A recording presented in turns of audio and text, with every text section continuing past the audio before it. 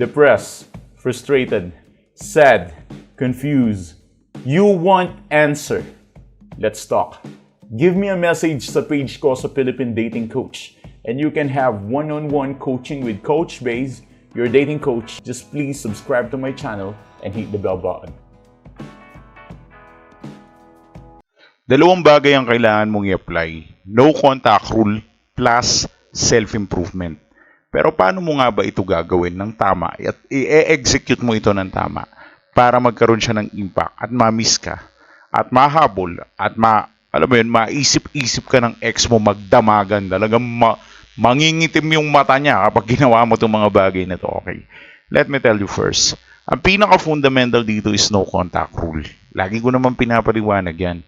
Sobrang importante na binibigyan nyo ng space, time, saka huwag kayo masyado naghahabol para hindi kayo nagmumukhang tanga kakahabol, di ba? If you want to get your ex back, you should have this kind of discipline and respect to yourself. Kasi kapag pinakita mo sa ex mo na wala kang respeto sa sarili mo at wala ka ring disiplina, abay wala kang value pagdating sa kanya. You will not something na talagang mapiplease siya. And that is why what I really advise is imbis na magabulabul ka, mag-chat-chat ka, imbis na gawin mo lahat ng mga ganong partikular na bagay, wala namang kapupuntahan yun. Mas maganda siguro kung sulitin mo muna yung space na binigay niya sa'yo, maging masaya ka muna sa buhay mo dahil single ka. Wala kang accountability, walang gulo, walang sakit ng ulo. I mean, you're good. Malaya ka sa buhay, right?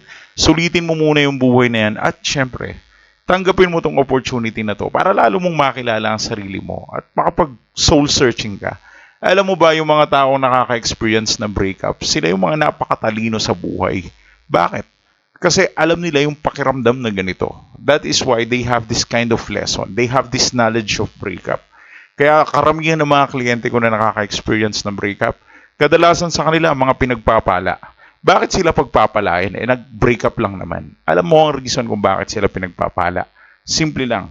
Kasi nagkakaroon sila ng lifelong lesson na hindi nila makakalimutan at higit sa lahat, sila yung merong opportunity ng self-improvement.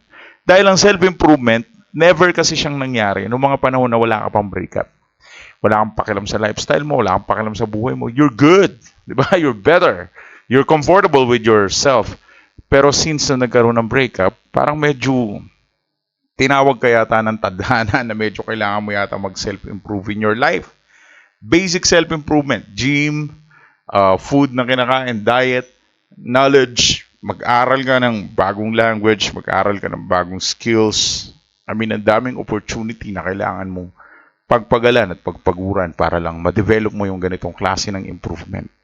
Ngayon, i-improve mo yung sarili mo to the highest level. I mean, let us see the opportunity. Tignan mo, grabe yung lawak ng oportunidad na meron ka ngayon. Imagine, break kayo ng ex mo. Ibig sabihin, break kayo ng girlfriend, partner, or boyfriend mo, ano man ang tawag mo dyan, husband or wife man, basta break kayo ngayon, malaya ka. At sulitin mo yung kalayaan na yan para naman sa mga bagay na may benepisyo sa'yo. Hindi mo maghapon, puro ka isip-isip ng breakup. Puro ganun-ganong ka, wala ka mapapala sa ganun.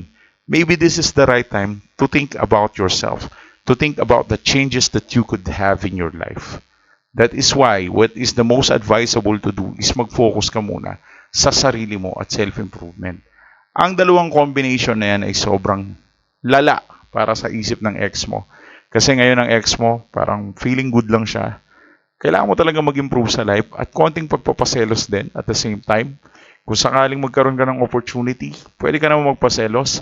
What you can do and what I can advise to you para makapagpaselos ka sa mga friends mo, pakisamahan mo sila, pakikitaan mo sila, and from time to time makipagkwentuhan ka sa kanila, you know, that kind of thing. Tapos i-post mo sa FB.